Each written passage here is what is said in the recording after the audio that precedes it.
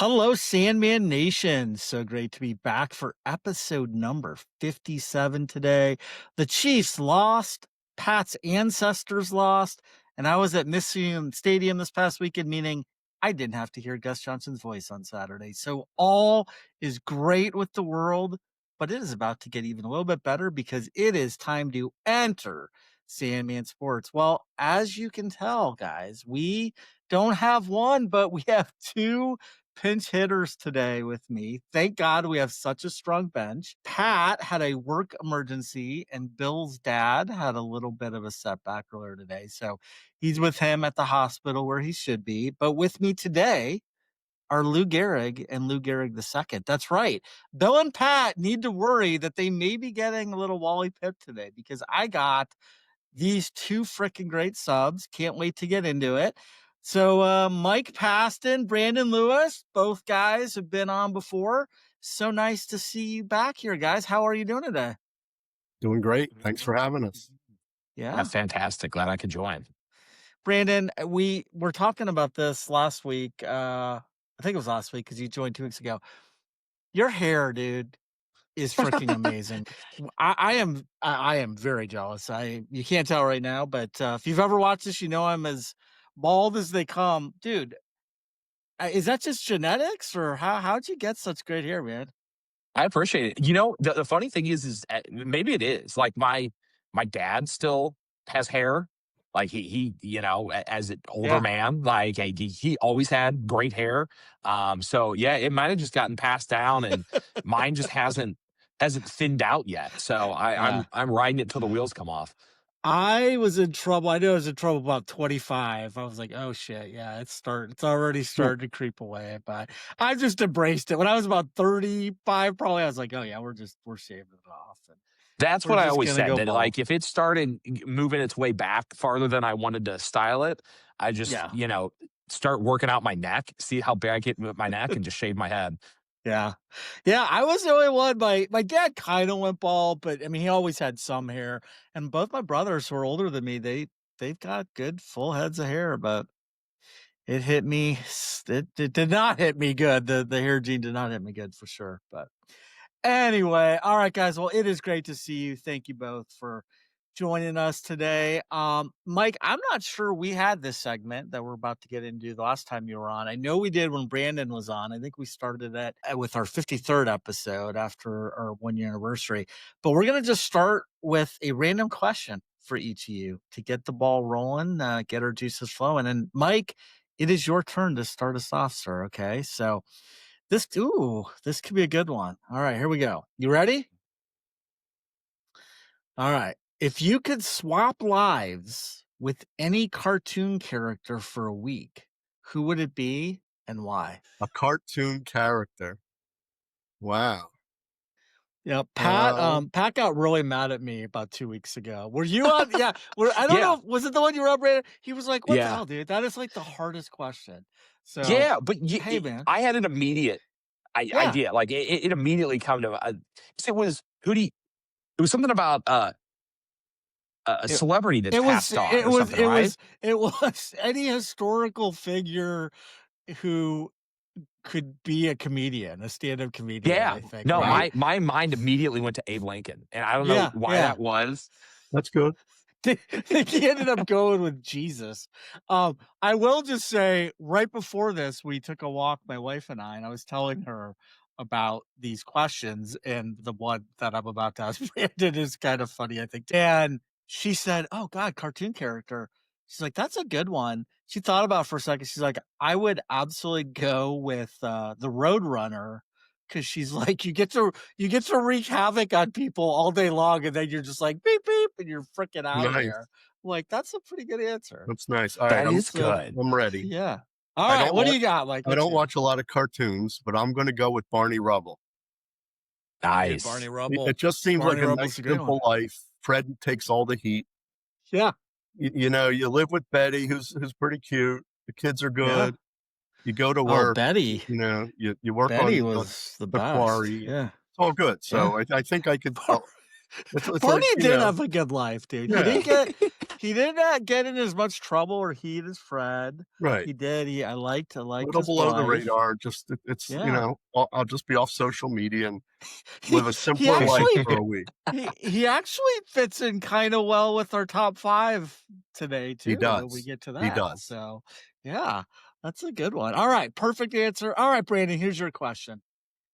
Would you rather fall down in public or fart in public? Oh, that's so easy. I'll let a fart just fly. So we'll go with that. That You know, like, that is not what I was expecting you to say, but I think I would probably do the same thing I too. mean, that I'm not Yeah. above falling down in public either. I'm pretty hard to embarrass, but as long as there's not the waiter sitting at the table or something, I'll get a little laugh from my table, any table within earshot, and just fire one off if I get a free shot at it. at my age, they're not mutually exclusive.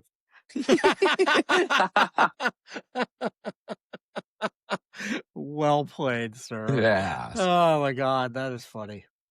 Well, guys, there is nothing smelly on our website, so be sure to check us out at sandmansports.com for all kinds of insightful sports and betting related articles, videos, and of course, this podcast. We have several college and pro football articles published every single day from NFL and college football weekly roundups, where we react to last weekend's action, to our best bets and predictions for the upcoming weekend. We've also got our Sandman Legend picks, our St. Louis Syndicate is back with their weekly video series with Brandon and Nate.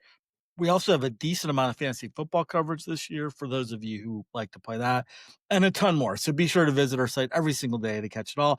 And of course, we'd also love you to follow us on our social media at Instagram, Facebook, YouTube, and TikTok, all at Enter Sandman Sports. Okay, guys. So before we get into today's opening, I do need to circle back a little bit to last week where we talked about the most overrated band and musicians of all times. Not sure if you guys listened to last week's pod yet, but Oh yeah. we did. And I do have to say, I did not have one, not two, not three, not four, but I had 5 people reach out to me via text or phone call to basically say, Bierman, what the fuck is wrong with you, dude?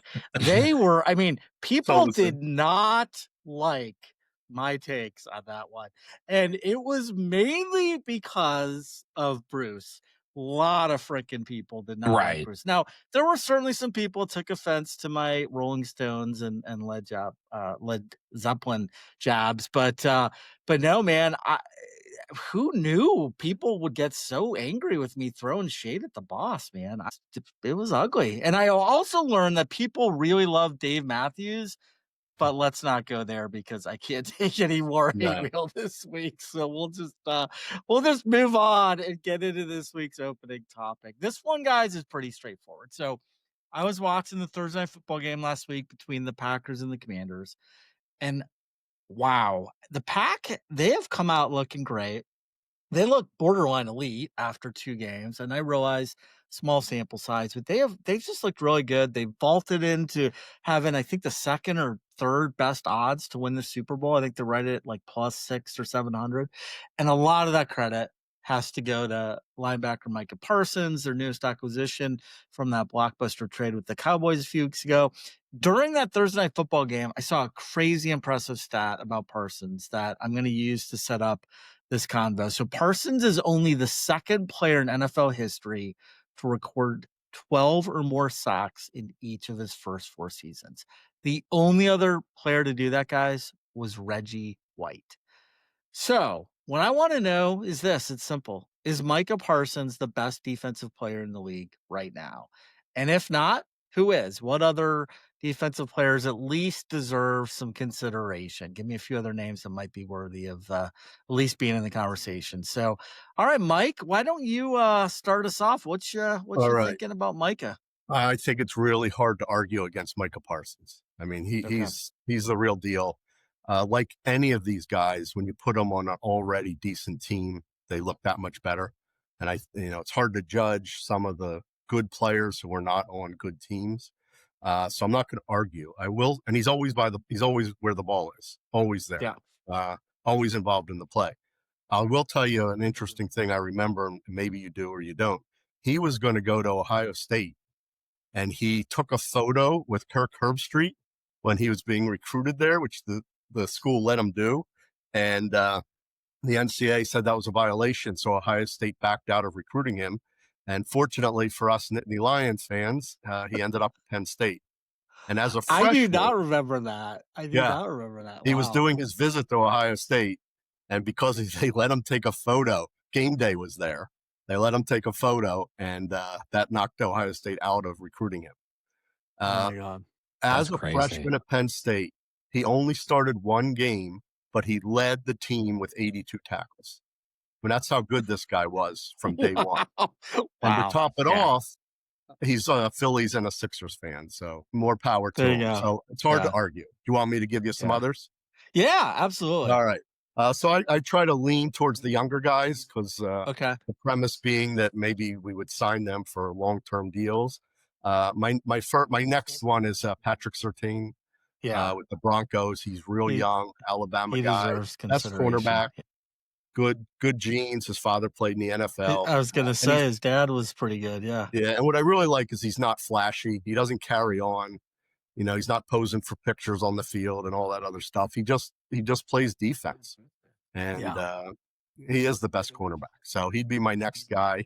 And I hate to do this because of recent events, but I do have to say Jalen Carter probably deserves to be on this list. He I does. was wondering if you were Yeah, gonna put him I'm a on there. little hesitant. He's real young, also 24. Again, if I'm the owner, I'm not sure I'm going long-term contract because of legal issues and behavioral issues. And you know, he's as mature as any good 14-year-old, but he is one hell of a tackle. I mean, he Yeah. changes things on defense. They're such a better team No with him doubt. there. No So I'd doubt. put him Yeah. in there, and then I'd probably throw in Aiden Hutchinson from the Oh Lions, yeah. also Yeah. real young. He was hurt last year, edge rusher, and he gets extra points because his sister is drop dead gorgeous. She was Miss Michigan USA. And so his mom was a Miss Something pageant winner.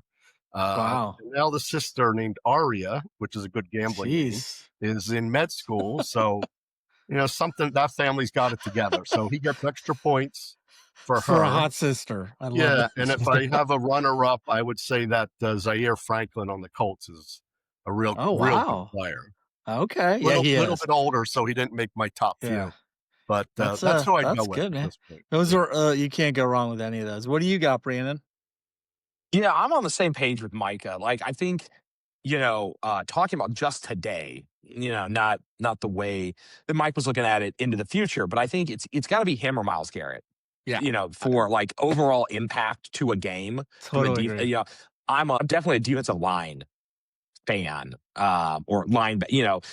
I feel like you have somebody like Surtain that's out there and he can be on an island by himself, but you always wonder like how much of it is that he doesn't have to get stuck out there forever because they can get the right push. So I'm always Micah, Miles Garrett, and then the other one that I always love watching is Vita Vea down in Tampa Bay, just stopping up the middle So of good. and making the tackles on the run.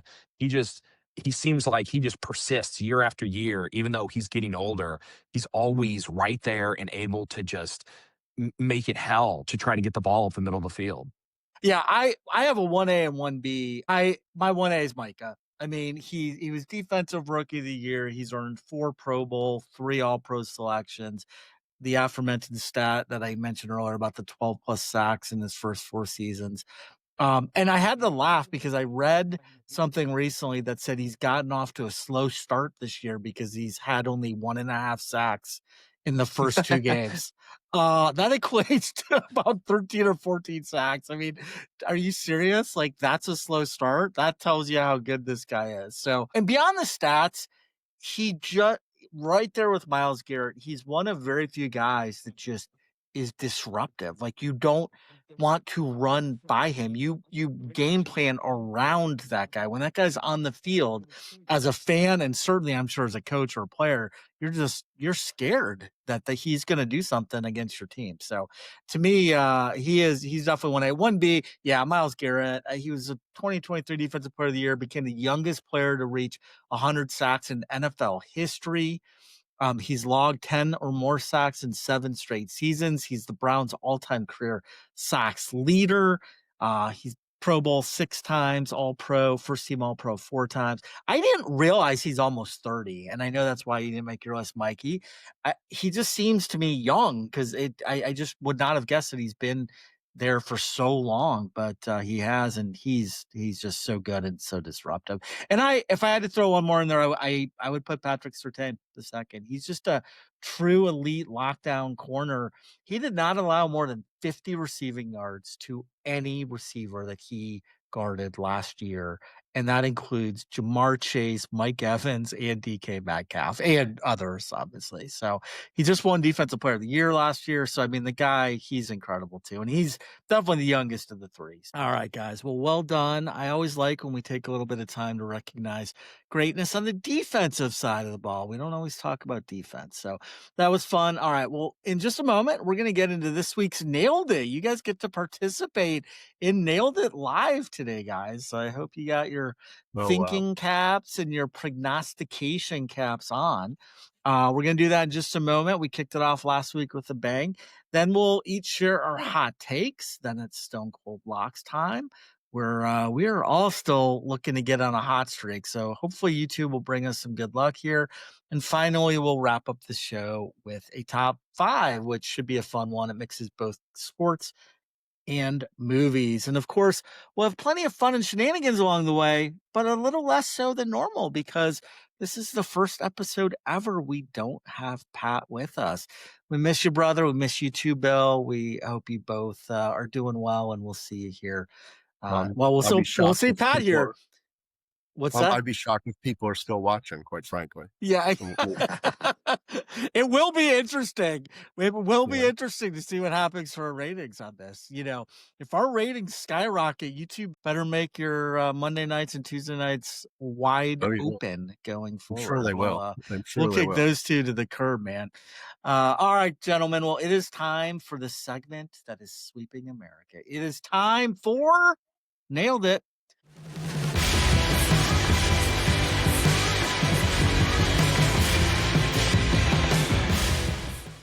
We are back for week 2, and I'm going to pinch hit for Bill in a moment. He usually leads this segment. I've got his questions, so I'll ask them and keep track of everybody's, and then I'll post the questions to our website so all of our listeners can join like they did last week. I did just want to remind everyone that we did launch the listener competition for Nailed It last week. The winner this year will win a trip for 2 to Vegas during Masters weekend, so pretty big stakes. But to win the Super Bowl finale edition, you must first win a week of the regular season competition. And our very first finale qualifier was, I think Brandon might know who this was.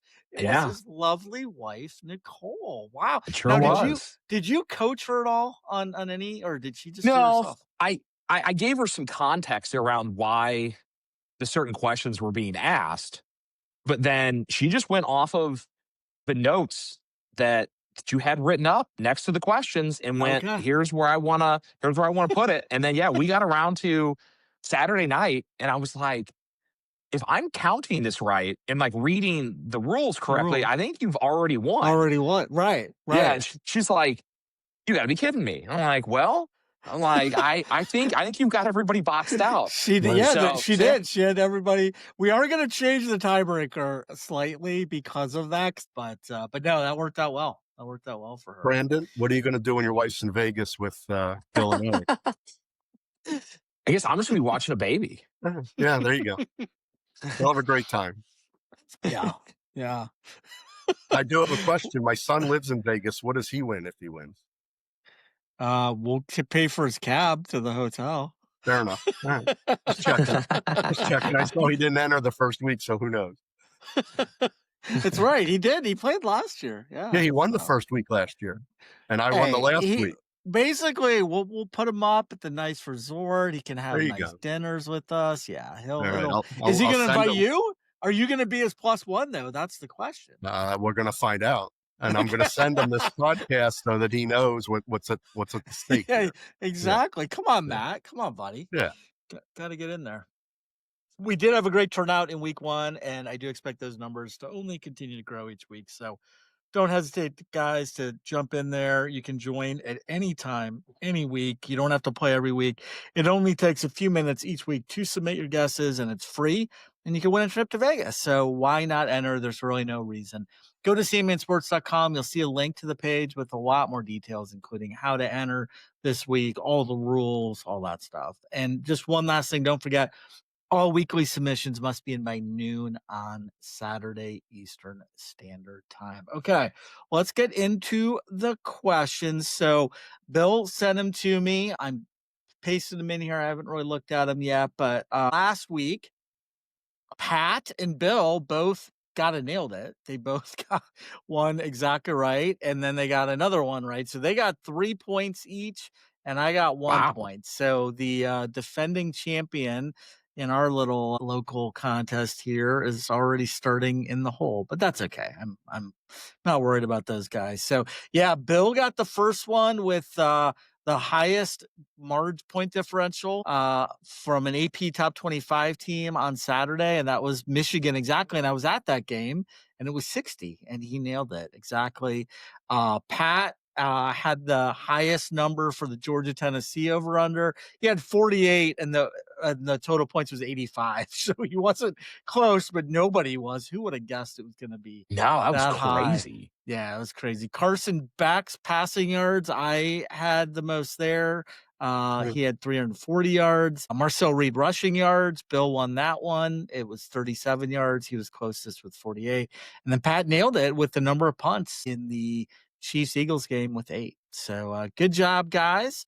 And we're going to keep it going for week 2 here. We each filling in for a specific person. No, you're just doing it. You're just doing it for yourself. You're just doing it for Okay. fun. They've Yeah. sent theirs anonymously, Oh, okay. which we haven't looked at yet. But yeah. So, but you are going to text me your answer when I do it. So get your phones ready and just send it to me. So Bill kind of writes the copy for these. So he said it's hard to think about anything but football right now, but the NHL season is starting up this weekend with their first preseason games. Bill likes to get a little bit creative and do a little different, not just football, every single question. So the first few questions are definitely not football related.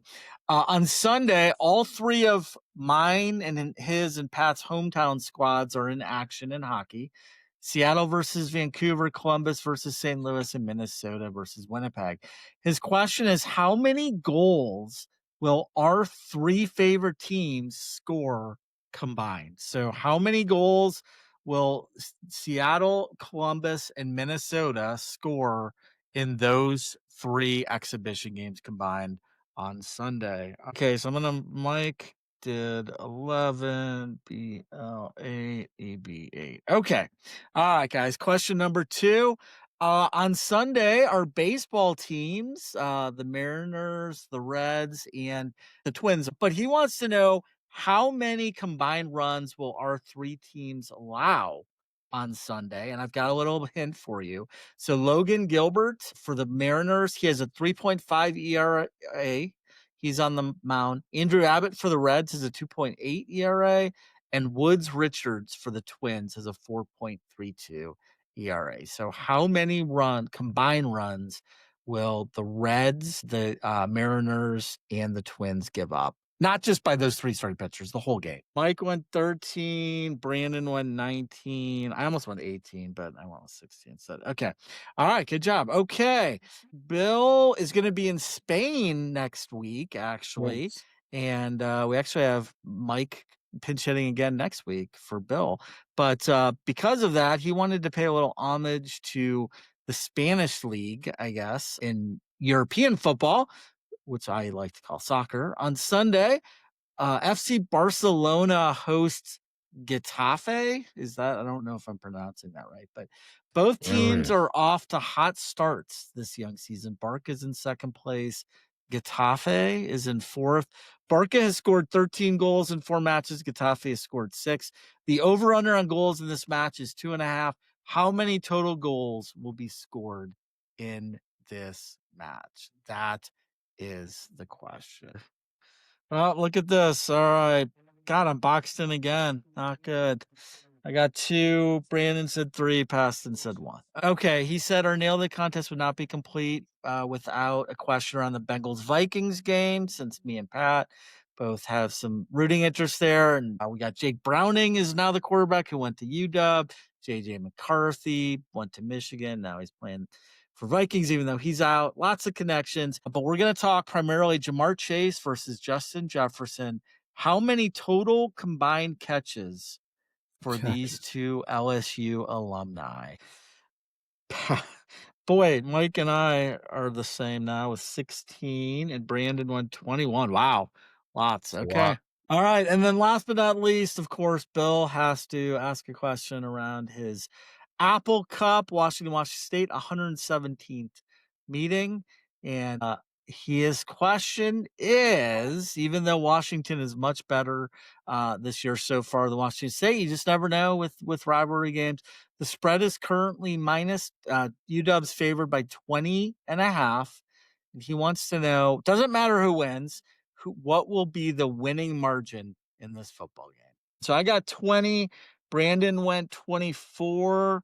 And Mike Passon went 31. What do you think of your first nailed it? Is a lot of pressure answering those questions, huh? Do got to think quick. I'm used to staring at those questions for a while. So we'll see. Maybe I'll get a better outcome just right off the top of the head. That's right. Yeah. Yeah. Oh, yeah, that's right. You guys, now, I guess the question is, when you submit them, do you have to submit those exact same answers, or can you change them? I'm going to stick with them. You're going to stick with Brandon. I love it. Yeah. I love it, dude. Yeah. That's awesome. I'm going to submit your picks, Eric. There you go. Yeah. Good luck. Good luck.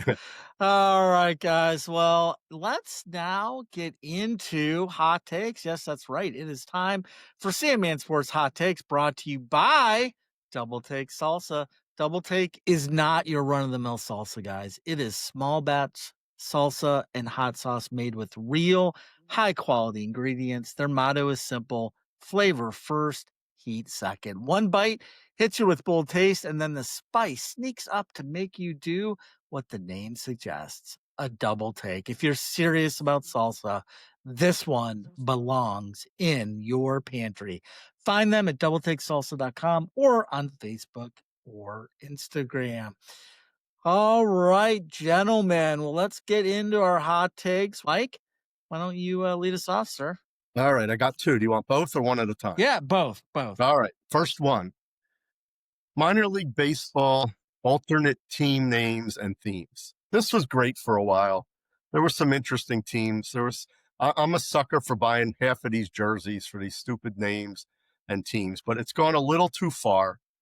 And the obsession with food, I just don't get. I've jotted down a few of the team names that have been used by minor league teams.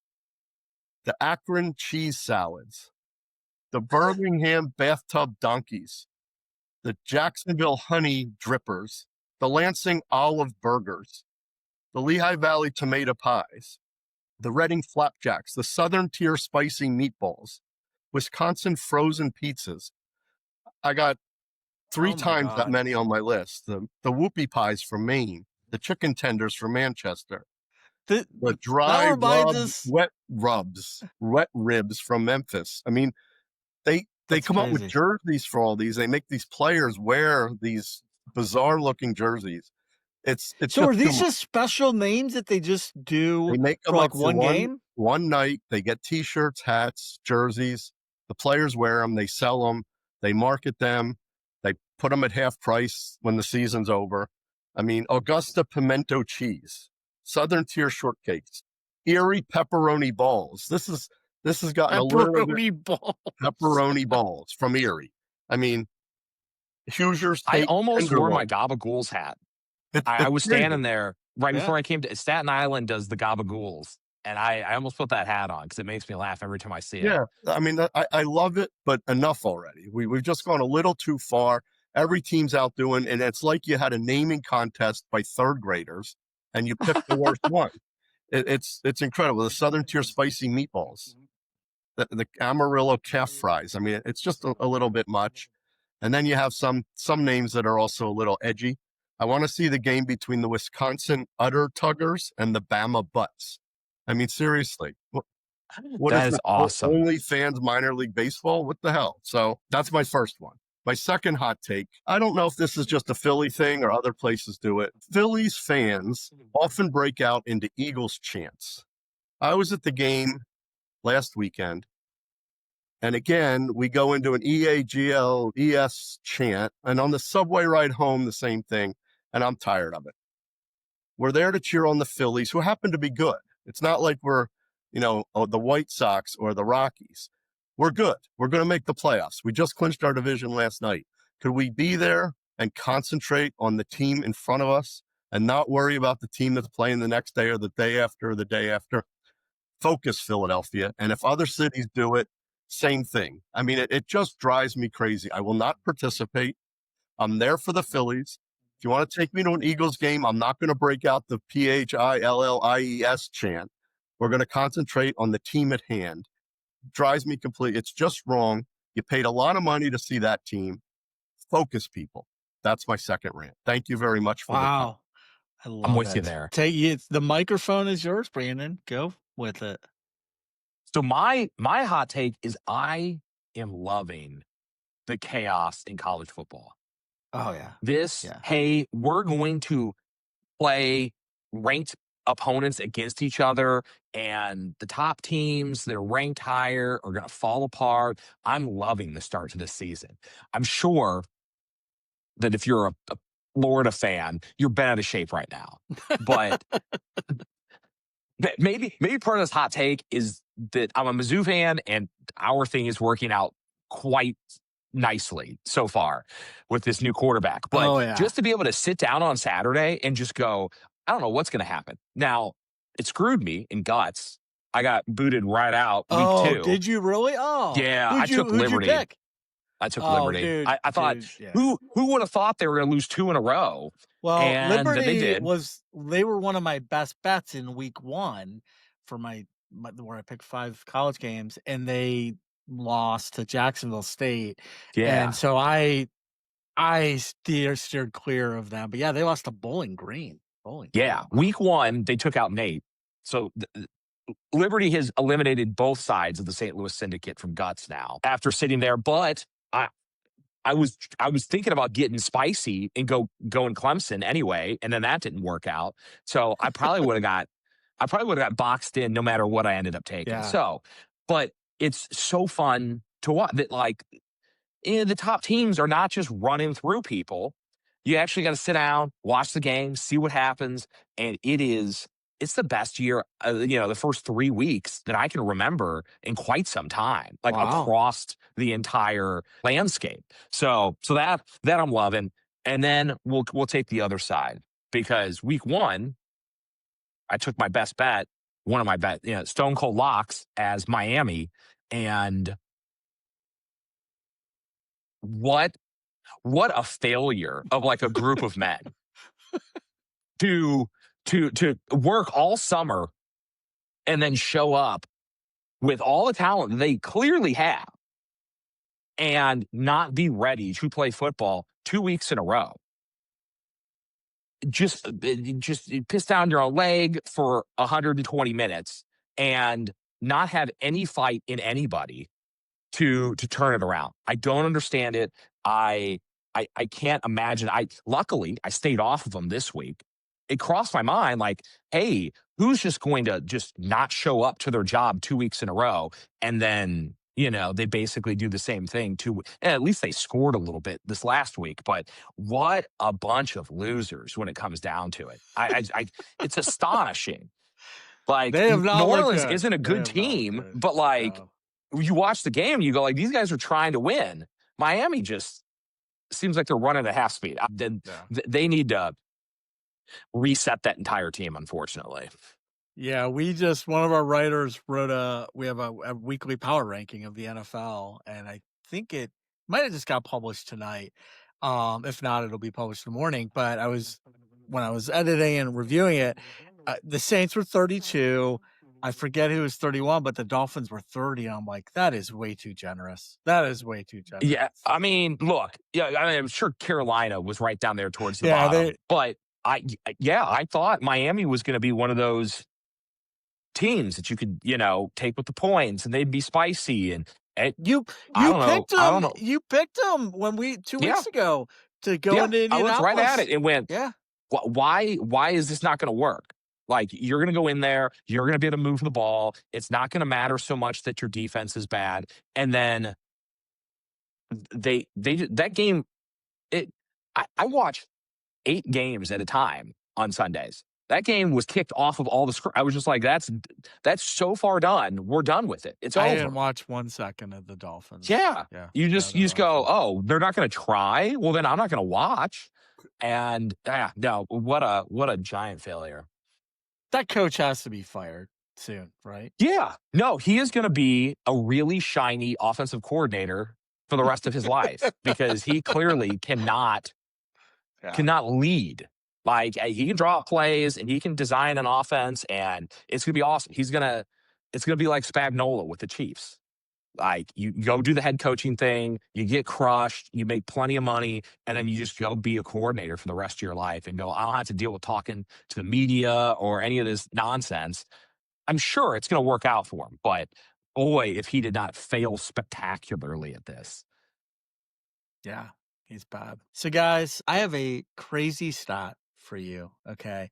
So, no team in the Super Bowl era, not the Steel Curtain Steelers, not Montana and Rice's 49ers, not the Patriots dynasty, not Mahomes Chiefs. No team has gone their first 2 games of the season without punting at least once until now. Until this Oh, season, it happened. And do you know who it is? no, I heard the stat earlier today, but I wasn't listening hard enough. Danny Dimes and the Yes. Indianapolis Colts have pulled off a historical feat. They are the first team in the Super Bowl era to do that. I mean, What a time to be honestly, alive. and exactly. And they did it week 2 against Denver, no less. Week 1, okay, they played Miami, but week 2 against Denver, against one of the league's best defenses. Wow. I mean, Daniel Jones and the Colts might actually be the real deal. Jones just looks like a completely different quarterback. Yeah. He's making quick decisions. He's not making crippling mistakes like he normally does. He's spreading the ball around. He's playing within Shane Steichen's system. He looks great. I mean, he really does, and I think the Colts are going to be a fun story to follow. Offensive line looks like it's solid, given some time for Jones and opening lanes for Jonathan Taylor, who is one of the best running backs out there when he's Yeah, he looks given. like a beast all of a He sudden. does all of a sudden, yeah, yeah. Yeah, I mean, So like last year was just kind of like meh after being elite, and yeah. he is right back to it. He is. He is. There through 2 games, Indy is averaging more than 400 yards of offense. They're just wearing defenses down. That no punt stat is not a fluke. It reflects efficiency and production. And the Yeah. AFC South is wide open, one of the weakest in the NFL. So if Indy keeps playing like this, you can book their playoff tickets for sure. It's Now just I know. it's going to be a fun story to root for. Now I know the job I want in the NFL. I want to be the Colts punter. No kidding. There you go. I Great know that job. guy For gets real. paid to do nothing. Yeah. All right, guys. So my next hot take, I said it a couple months ago, and I will say it again now. Notre Dame is living in the past and is one of the most overrated brands in all of sports. I'm sorry, Totally agree. Pat, and maybe it's good that you can't be here for this one, but it is true, and we're going to talk a little bit about it. I loved Marcel Reed and just that game. We got home, we went to the Michigan game, we were there live, drove back home. I was exhausted, but I was just sat on the couch, watched that game all night. Was rooting obviously for A&M. I just can't stand Notre Dame, and just kind of back and forth. It was an exciting game, but you just kind of thought Notre Dame might pull it off. But no, Marcel Reed, that finish to the A&M game was just, it was great. But here's a stat that blew me away that I want to talk a little bit about. Notre Dame just became the first team in 37 years to start a season 0-2 and still be ranked. Yep. They came in at number 24 in the AP poll. Yeah. Meanwhile, Texas A&M, they shot up 6 spots. They're number 10 now, which very well deserved. And I think they're going to be a team to deal with in the SEC. But think about that for a second. The last team to pull off that trick of starting 0-2 and staying ranked actually was my Michigan Wolverines way back in 1988. And that Wolverine team started this way. They lost by 2 at Notre Dame, who was a ranked team at the time. I think they were top 10. And then they lost 31-30 to number 1 Miami at the time. After that, they did not lose again. They finished number 4 in the country. I do not see Notre Dame pulling that off. They are not anywhere near that caliber. I time will tell. I might be wrong, but ironically, that was the last year, 1988 was the last year that Notre Dame won a national championship. That's how long it's been, 37 years. Only 2 other teams have ever been ranked, by the way, at 0-2. Only 2 other teams beyond Notre Dame this year, Michigan in 1988. Auburn in 1984, they were the preseason number 1. They lost their first 2 games. They were still ranked. And SMU back in 1958. That is the company Notre Dame finds itself in right now. And this is what I mean when I say the Irish are living on reputation, guys. If almost any other program in America started 0-2, they would be buried. But Notre Dame, they get the freaking benefit of the doubt because of their gold helmets, touchdown Jesus, NBC mega contracts, and a brand that used to matter way more than it does now. So Notre Dame, stop living in the freaking past.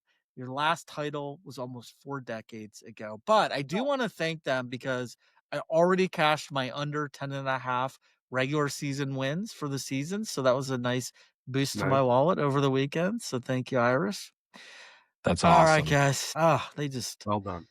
They drive me insane. Yeah. So let's just talk about this for a minute. Obviously, our rivals, like Ohio State, I cannot stand. Notre Dame is not, I would not ever call, I mean, they've had some rivalry games against Michigan and stuff, but I wouldn't call them a rival of Michigan. That's not why I don't like them. I just do not like Notre Dame. I can't stand them, actually. And never have really liked them, which is funny because I'm Catholic, but I just have never liked them. But are there teams that you guys just cannot stand? And I'm not talking about rivals, but just teams out there generally speaking. Who can't you stand, Mike? There's 3, and you'll agree with 2 of them. Notre Dame, Ohio State, and West Virginia. Always cannot, for years, for decades, those are the 3 teams I can't stand. Okay, good. It is what it is. I mean, if the Ohio State University drives me bananas, you're not just your Ohio State. Stop already. Just stop. I can't take it. West Virginia fans were always pretty obnoxious when they used to come to Penn State. And I've been to all these campuses and the hills at that place, and you can't figure out where you are. It's ridiculous. I'm not sure there's much. Notre Dame actually has a nice campus, but I agree with you. They're not living in this century at all. No, I mean, no. What about you, Brandon? Ohio State always jumps off the page for me because they are so very hateable. And then obviously Kansas, which we got to get back into that rivalry / hatred. Kind of just since we stopped playing them, it was just a sheer hatred of like the state, the university, the whole thing. And it was like not really connected to anything for a long time. So it was nice coming back around and getting to play a little football. And then, to just completely like, I always disliked Texas A&M for some reason. I don't even know where that came from. Like I waffled on it when Manziel was there because that was so electric to watch. But there's something that I've always just went like, I'm going to root against whoever. I don't even know where it came from. That's a weird one that sticks out in my head for sure. Yeah. You want a trivia question? Yeah, let's hear it. Yeah. All right. There's only 3 college teams that have only one color. What are they? Well, Wow. A&M, I guess, would be one, right? Which one? Is A&M one? No. No. Okay. No. 3 One is teams that I don't only even have think I have one a color. guess. One you should get. One is hard, one is so-so, and the other one's a little more difficult. I'll guess the only team I can think of that is named after a color, and I'll go with the Stanford Cardinal. No. Oh, But no. the beginning of that statement was correct. Crimson So Tide? Syracuse. Syracuse orange. Syracuse Yes. orange. Yeah. They're Okay. only orange. One color. All right. That's the easy one. What are the other 2? That's interesting. I have no idea. This is bending my mind. Yep. You give Yeah, up. I don't. Yeah. Harvard Crimson, just Okay. Crimson, Okay. and Kansas State. They're just the purple. Just purple. That's it. They're not Really? purple and white. Wow. They're just Okay. purple. There you go. Okay, look at that. That is You can pull that pretty one out of interesting. Thanksgiving. Yeah, that is Yeah. I'm gonna win some money at a bar on that one. It's awesome. All right, guys. Well, let's make our listeners some money now and get into Stone Cold Locks. And guys, let's just say week 3 was not the blazing type of week that me and Bill and Pat wanted to have and that we became accustomed to last year. We all went 1-2 last week, and that just ain't pretty. Our season records for the 3 of us, Pat and Bill are at least above 500. They're at 5-4. I have gotten off to a very slow start. I'm 3-5-1. So, but I'm feeling it this week. I feel like we're gonna bring it. Let's the 3 of us go 9-0 right now. And I do also have their picks as well. They did send me their Stone Cold Locks, so I'll share what they're picking as well at the end. But Mike, why don't you? You both are Sandman legends too, so you make Sandman legend picks each week as well. But Mike, That's why don't working you well. lead us Yeah. off? If anyone looks at the Sandman legend thing, they will not. They'll tune out for a few minutes here. Yeah, okay. That's been great. 2 years running now. But you know, the bar's low, so here we go. All right. First pick, and I on short notice here, and it being early in the week, I just looked for teams where all the early money has come on the team. 90% or more of the cash, which means the pros jumped on these games the minute the lines came out, and they like them, so I like them. First one in the NFL is the Chargers -2.5 versus the Broncos. Okay. The Chargers are playing very well, and I'll just take them. The Broncos, I don't know. I don't think they're the team we thought they're going to be, so we'll see. Yeah, I do love the Chargers. I think they are the better team, but the Broncos, their defense is so good. I don't know. I have Bo Nix in a couple of my fantasy leagues, so I'm just hoping that he Slightly turns it skewed. around. Yeah. Yeah, exactly. I don't know, but All right, okay. Mike. So actually, we're gonna on this one we're gonna alternate, Mike. Okay, so good. we'll go to Brandon. We'll come back to you for your second in a minute. So Brandon, what do you got? My number 1 is the Rams +3.5. All right, I actually need to write these down. So Mike, I think, go ahead. the last time they met, the only reason the Rams Philly made it out of that game was that Stafford couldn't get that last pass into the hands of his receiver, and I think that the Rams are still being undervalued in the market. So we'll start with the 3.5, getting that hook. And I don't want to embarrass Brandon or make him blush or anything, but this is again, guys. This is the Ben Harper Memorial champ. Broke all kinds of freaking records a couple years ago, and you're off to a blazing start again this year too, aren't you? Didn't I just see? I did catch email? a nice runner on Saturday that Yeah. worked out quite well. I was Appalachian State away from becoming a millionaire. So Wow. that if they would have which is done their job, which is something no one who's ever gone to Appalachian State has ever accomplished. That is true. That's awesome. We to say just that. offended everybody in Appalachia right now. They had that line move move towards them. And I had them, and I had a 5-team parlay that I think 4 of the 5 hit, and they stopped me from getting up over $1 million. Wow. Impressive. Damn App State. Yeah. Well, I have my Yeah. own issues with App State from from a few years ago. Yes, So I'm I sure. hate them as well. Still hurts, huh? Yeah, it does. It does.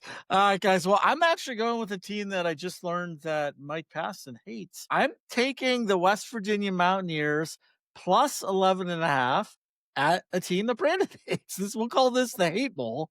West Virginia plus 11.5 at Kansas. Guys, West Virginia was bad last year, and I know Rich Rod was not good when he was at Michigan, but this guy has had a pretty good run everywhere else he's been. He's back in Morgantown now. I am high on this program. I love what he's instilling there. He's changed the culture with this team with toughness and confidence. The Mountaineers are coming off a huge rivalry, backyard brawl win against Pitt. 31-24 in overtime. They're top 50 nationally in both offense and defense. They've got a nice, strong run game balanced with an above average passing game.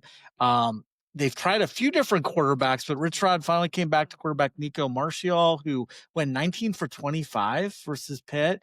He was clutch in OT. They now travel to Lawrence. I love Lance Leopold. It's hard to go against them.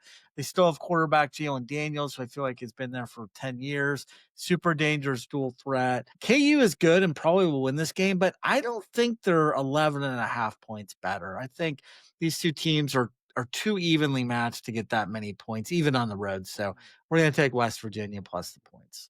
Nice. All right. Second one. Yep. I have absolutely nothing to say other than Eastern Michigan plus 2.5 over Louisiana. 89% of the money jumped on that game, on that team. Wow. So I'm with them. Interesting. You're taking Eastern Michigan now. Eastern Michigan. I like their coach, guy named Chris Creighton, who's been there forever.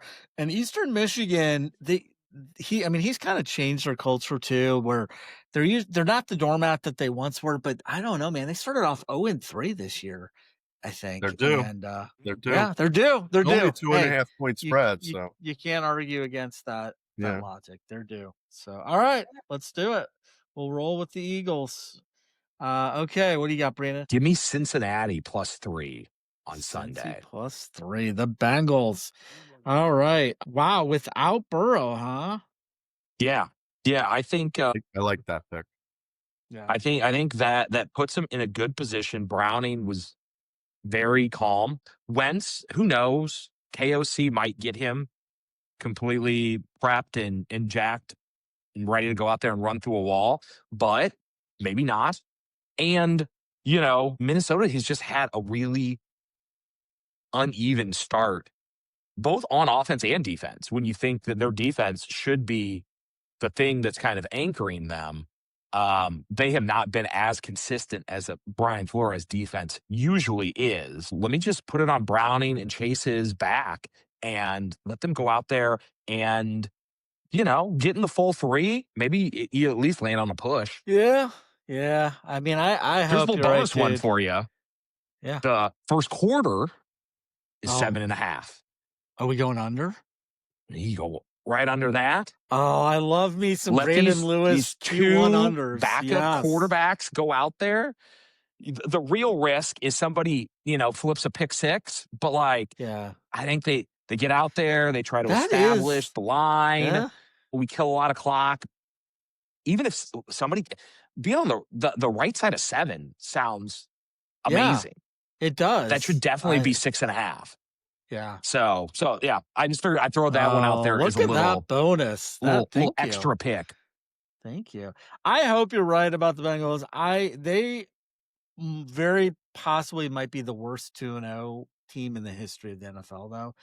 I mean, I have watched every second of the games, guys. They are not good. So I hope that happens, but I'm not high on this team, especially not with Burrow playing anymore. Getting points with that kind of weapons, I think is just a mismatch. Yeah, I mean, Browning, but he threw 3 interceptions. Now he brought the Yeah. team back. He brought the team back, Uh-huh. brought him down. He had to deliver, and he did. And again, he's an above average backup quarterback, no doubt. But Yeah. I mean, they were struggling with Burrow, who's one of the best in the league. I just don't see them getting past those struggles with Browning, but we'll see, man. Yeah, I mean, Yeah. getting 3 is nice because it's not like, I mean, they have Well, a backup quarterback in Minnesota too, and who the hell knows how Wentz is going to do? So, and I'll point yeah. out that for all of our contests, the line locked at 3.5. So you get the Oh, hook for Ben oh, Harper, okay. for Fall City Super Contest, Ooh, for Guillotine. that makes a big difference. Yeah, that You makes get a the three and a big half difference. everywhere. So you get off the Yeah, push on top of it. yeah, This is why you watch the podcast before the weekend. Exactly. exactly, That's the reason right there. exactly. Yes. Yeah. It doesn't help me next Monday. This is good. All right, guys. So my next one, I'm going a little Maction. We're gonna go Toledo minus 13.5 at Western Michigan. But let me first start by saying Western Michigan is not nearly as bad as their 0-3 record might indicate. Those 3 losses include 2 Big Ten programs in Michigan State and Illinois, and a 33-30 battle that they lost to 3-0 North Texas. That said, their offense has been downright awful. They rank 132nd out of 134 FBS teams. They average just around 240 yards per game. Defensively, they've been slightly better, but are still below average. And speaking of great underrated coaches, as I mentioned earlier, I've always respected Jason Candle, what he seems to churn out so consistently and so productively year in and year out at Toledo. I just love. Rockets battled Kentucky tough in their opener. They lost 24-16. Then they scored 105 points in their past 2 games.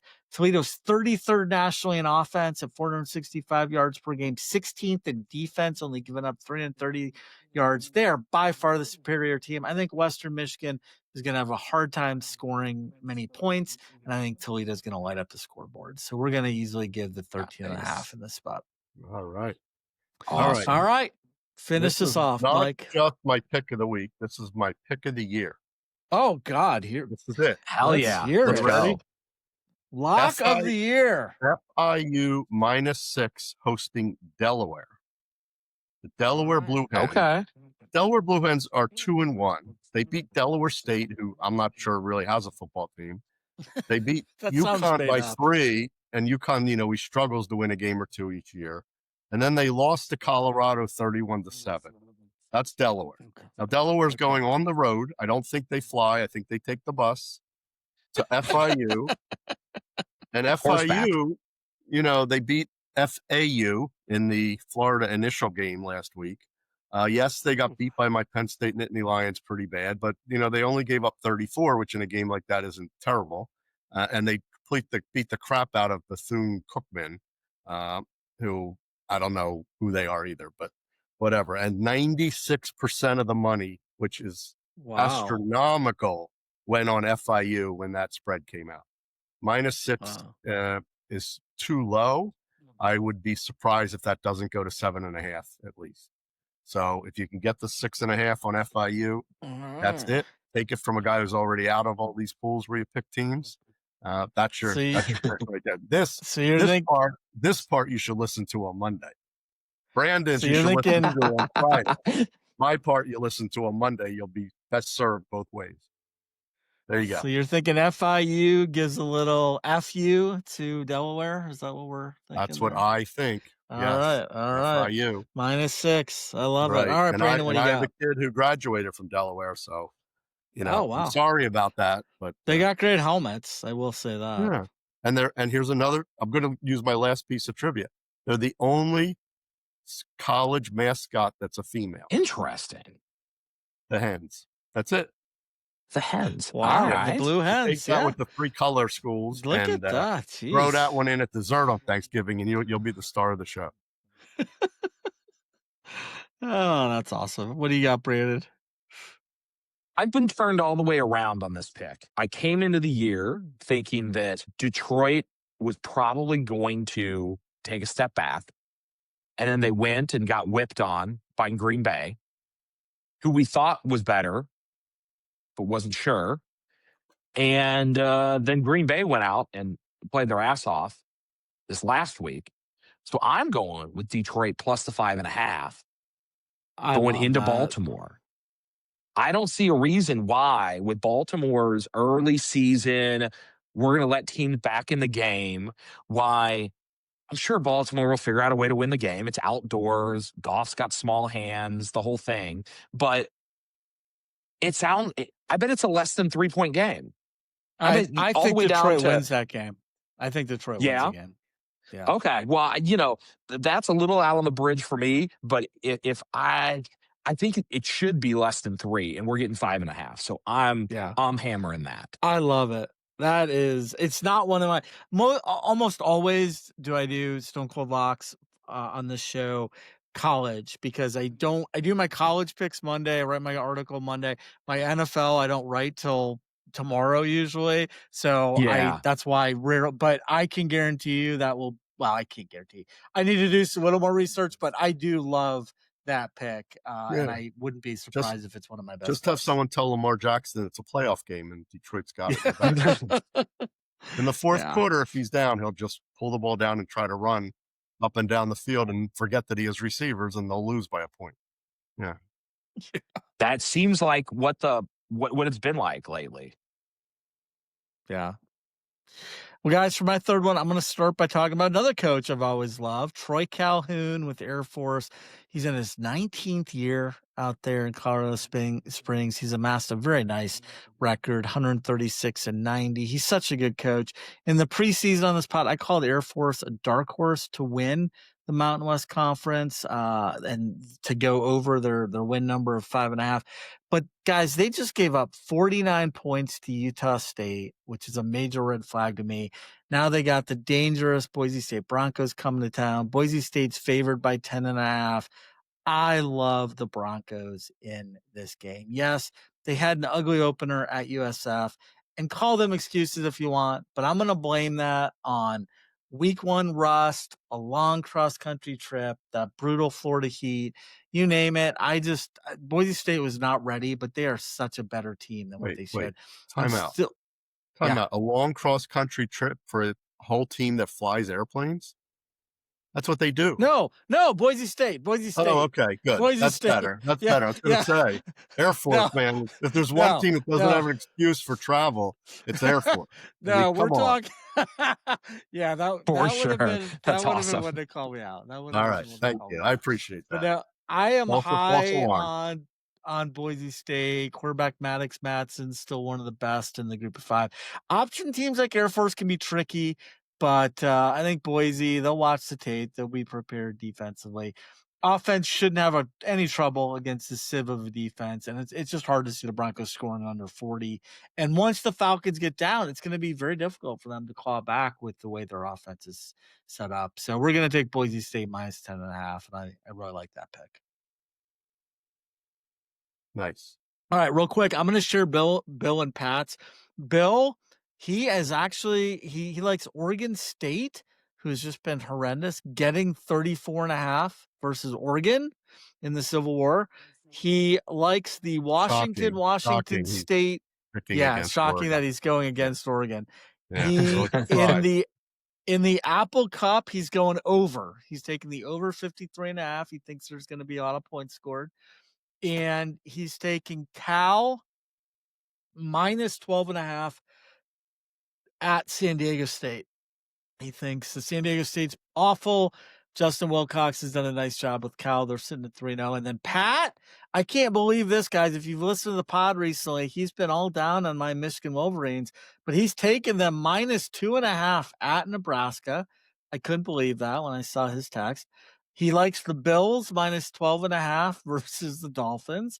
And he loves Brandon's Missouri Tigers minus 13.5 against South Carolina, which if Lenore Sellers doesn't play, that could be a very good bet. If Sellers plays, that seems like a lot of points. But realized. Here's what I'll tell you.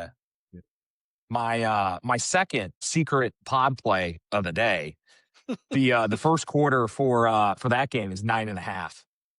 So I think that's one to hit over. Yeah. I think Mizzou I gets think that starts one could be over. fast, Yeah. and if South Carolina gets anything, I think we're staring at 17 or 20 points being scored in the first quarter. Wow. Okay. I just realized something very disturbing. I'm on next week, which means I'm actually going to be accountable for these picks. Yeah. And Yeah, that's that's right. really Oh, yeah. troubling. Yeah, Yeah, you probably that's should have taken these a little more seriously, damn. That's troubling. All right. Well, we'll see how that goes. Brandon, stand by. If I'm 0-3, I may need a Just pink hitter here. Yeah. just come on and insult the manhood of the teams that don't come through for you. That's what I do. Yeah. All right. Exactly. When they just lay down, I just come in and go, these bunch of chumps, how do you not show up ready to do your job? Good. All right. I'll Exactly. prepare that starting tonight. I love it. All right, guys. So let's move on to our top 5, and I'm going to set up our top 5 for this week. So a few days ago, guys, I rewatched Basic Instinct, which, by the way, such a great flick. I love that movie. Sharon Stone is just ridiculously sexy in that movie. But one of my favorite characters of the movie is actually the best friend of Michael Douglas's character. His character's name is Gus. I love Gus. He's gruff, he's funny, he's loyal. He's the perfect sidekick, the perfect movie sidekick. So it got me thinking about the role of sidekicks in both movies and sports. And that is what we are going to rank today. These are not the main stars, but these are the best friends, the loyal wingmen, the supporting players who made the main guy shine just a little brighter. You can think Robin to Batman, think Scottie Pippen alongside Michael Jordan. They weren't the headline act, but they definitely played their part in making the success of the star or the team or the movie so much better. So you can mix and match across movies and sports, but you do have to include at least one sidekick from each category. All right, Mike, why don't you lead us off with your number 5 and 4? All right. I love it. I'm going to start with a combo sports movie, and my pick is Paulie to Rocky. Oh, In yeah. Rocky. Paulie's a great one. Nice. Yeah. Paulie, I thought right? about that. Honorable mention. Yeah. Adrian's brother, Rocky's Yeah. buddy, and a great sidekick to Rocky. He was there and He very was. supportive. And I'm crossing over. I get credit for both a movie and sports. You do. You do. So there you go. That's Well, my and I mean, I don't know why I'm surprised. The movie takes place in Philly, so of course, you gotta. Of course, right. All right, that's perfect. What's number 4? I'm going with a movie. The Big Lebowski, Walter to the Dude. Yeah. I mean, what a great That's a sidekick great one. he is. He puts up with all that Yeah. craziness. The two of them, completely nuts, and he's just the perfect sidekick. I'm mad at myself for I forgot about that one. That's So a there you really go. good Yeah, one. I didn't even That's think about number that. Yeah. All right, what's your 5 and 4, Brandon? So I'll go number 5. We'll go Dwight Schrute. Just a fantastic sidekick to Michael. Like playing the straight man, always being serious, getting all the jokes played on him. It just like Rainn Wilson was the perfect actor to play that role and be able to pull off the seriousness with in which that character had to portray. So that's my number 5. Good. And then number 4 is Andy Richter to Conan. Oh, when I was younger and Conan had, his main show after yeah. and Andy was on there with him. That was the I always enjoyed Letterman, but Conan was my guy. And Andy just was perfect there to just bounce the jokes off that. Yeah. Those are great. Those are great. All right. Well, I'm going to go my number 5. I'm actually going to go sports. And I'm going to go back to the late 90s, early 2000s. I'm picking Jeff Kent as the perfect sidekick to Barry Bonds. These guys played 6 seasons together for the Giants from 97 to 02. They each won an MVP award. Kent in 2000, Bonds in 01. Obviously, most would say Bonds was a better player. I would too. That's why he's not the sidekick here. But Kent still held his own with the stats. He was integral to Bond's success because he batted right behind him, and they had to pitch to Bonds because Kent was so good. So he played his role. Real quick comparison. So Kent's batting average was 297 during those 6 seasons together. Bonds was 323. Home runs 175 to Bonds 279. RBIs, Kent had 689, Bonds 757. So very strong. Bonds was better in all three of them, but Kent was incredible. Giants made a World Series in 02 with Kent delivering some key postseason hits. He remains the all-time home run leader among second basemen, thanks largely to his time with the Giants. So And great sidekick to Barry Bonds. And Bonds' head is twice the circumference as Kent's.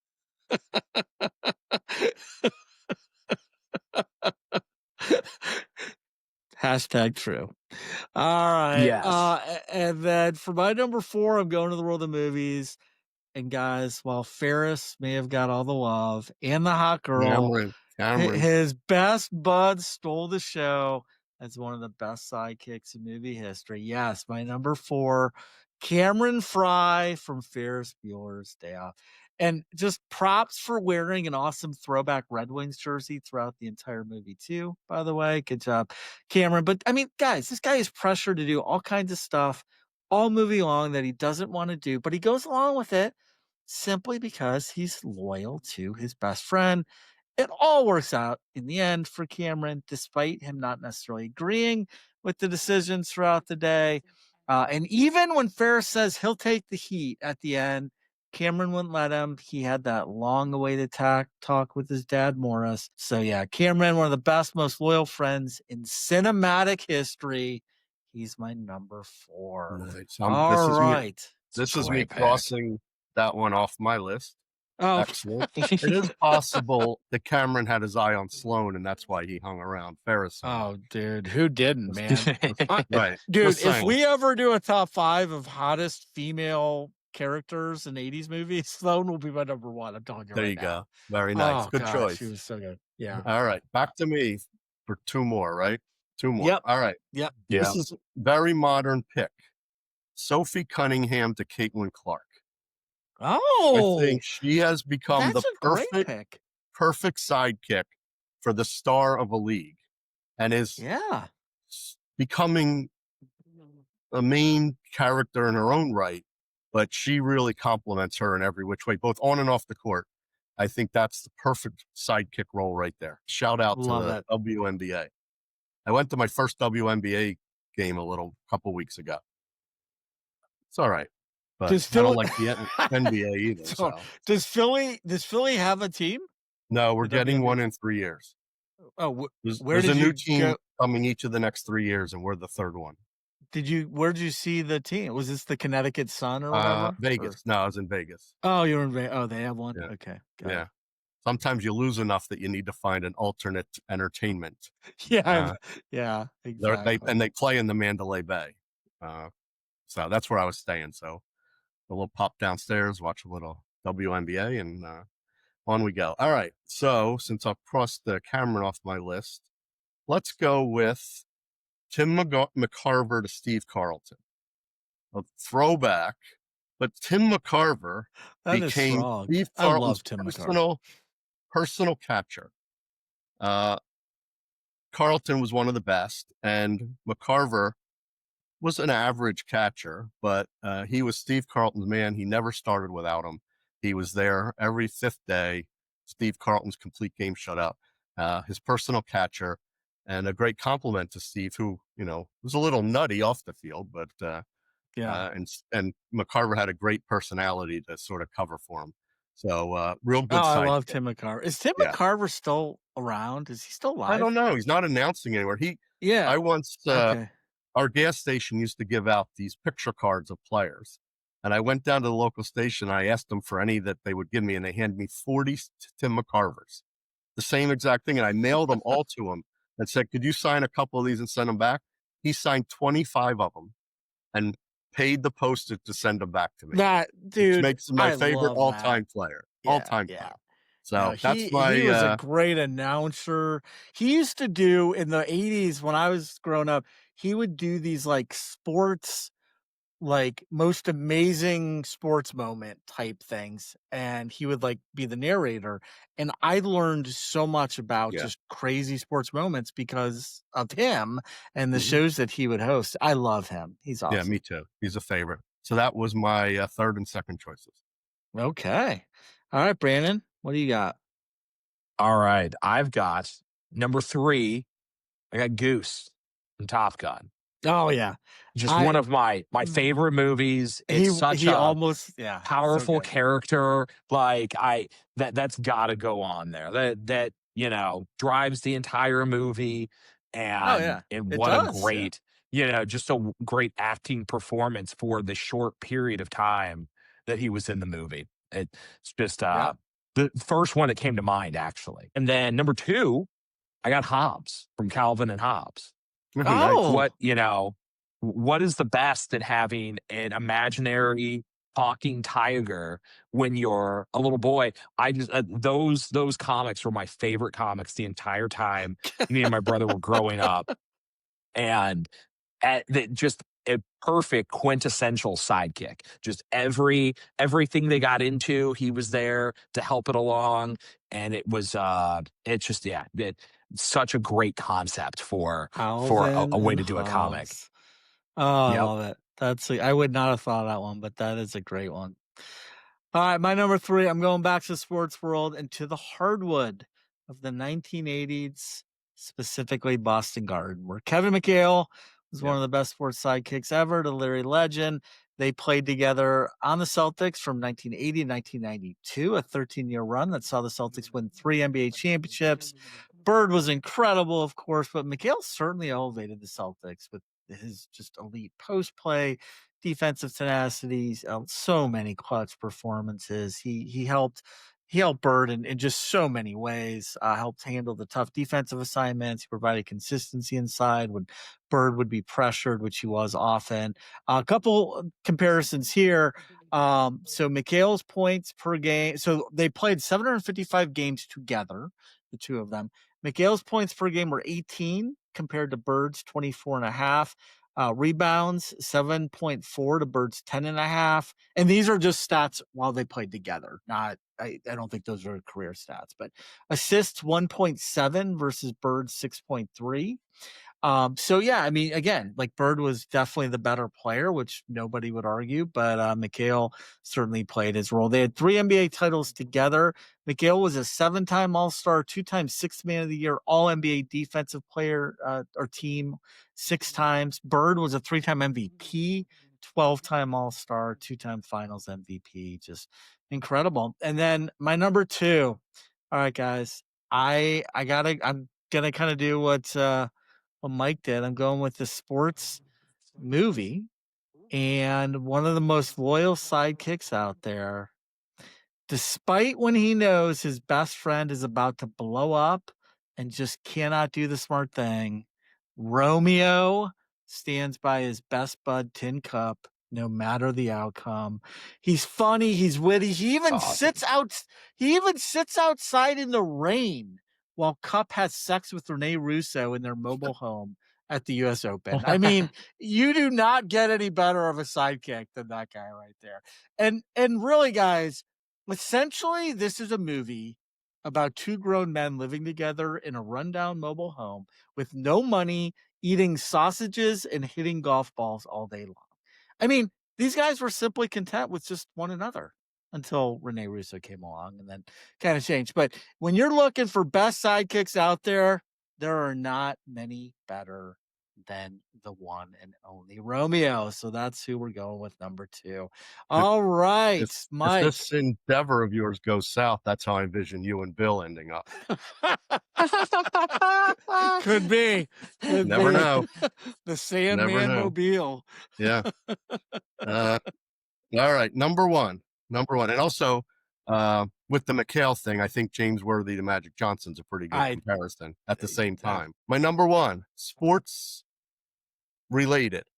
Pat Summerall to John Madden. Oh God, that's so good. Oh, He's that's a the great ultimate call. sidekick. He let Madden shine. He let him be the star. He let him have the shtick. But Summerall delivered, and he was a good announcer. He was always there to keep things under control, and it's sort of the perfect sidekick. He's just like your late night talk show guys. I mean, he was there to keep things running, and didn't need the spotlight, but yet he brought it every week. So that's my number one. Is that the best announcing crew ever? Those two like pairs. I don't know. I don't That's actually like John Madden, but that's all right. Oh, I really enjoyed him. Oh yeah, I did too. I mean that honestly, that's a good topic. We'll have to. I'm gonna write that one down. That's a good topic. Because there's some baseball ones out there that are just like otherworldly.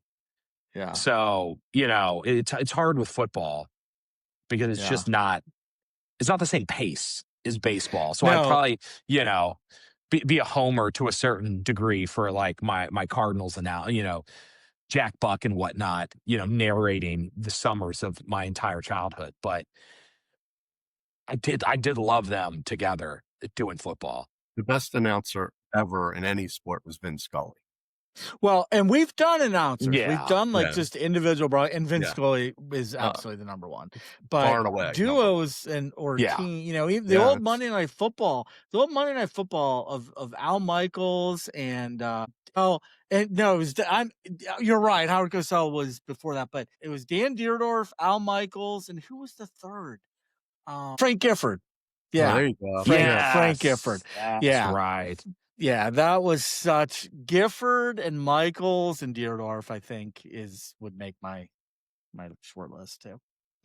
All right, Brandon, what do you got for number one of sidekicks? My number one is my homer pick. And it's going to be my catcher, Yadier Molina, who played sidekick to both Pujols and Wainwright for nearly his entire career. You can make an argument for at times he was the center guy, but nobody controlled a pitcher's game like that and supported his first baseman with pickoff throws and was always ready to rumble for anybody. And so he's going to be my number one. Yeah, you can't go wrong with that one. Yeah, and you're right. He kind of did it for two guys. So yeah. All right, guys. So for my number one, I'm going with the sidekick. We're going to the movies. I'm going with the sidekick who the main character doesn't even meet until the last few minutes of the movie. Yeah, let that sink in for a minute. That's right. They talk a lot and they forge a lasting bonding relationship, but they don't actually meet until the very end. Of course, I'm talking about the greatest Christmas movie ever made and the best sidekick in movie history, Mr. Al Powell in Die Hard. Yes. Great sidekick to the iconic John McClane. First, he's the What a great only idea. one. He's the only one who believes McClane throughout. He does all he can to help him despite just idiotic LAPD senior officers and FBI guys doing some of the dumbest stuff ever. And when McClane feels like he's finally reached the end of his rope, Powell gives him this genuine, sweet pep talk, tells him he's going to make it, stays supportive and helpful throughout. And then at the very end, guys, Powell actually saves the day, saves our hero and our hero's wife, overcoming his fear of shooting to kill the crazy German bad guy who really should have died when he was strangled by steel iron chains earlier in the movie. But whatever, we'll go with it. Al Powell, he was kind, caring, trusting, and helpful. What more could you want in a movie sidekick? He is my number Beautiful. one. And unfortunately, though, we've come to the end of another awesome show. Bill and Pat, we've missed you, but thank you both, guys, Mike and Brandon. It's been wonderful having you here. I know Pat will be back next week to help hold down the fort. Bill will still be gone, but Mike Passon, you'll be back here for episode number 58. So thank you both. As always, thank you to Sandman Nation for tuning in. We appreciate and love you. And be sure to check us out at SandmanSports.com or follow us on social media. Sadly, it is now time to exit Sandman Sports. Have a great weekend, everyone. Enjoy the games. Peace out and take care. Cheers.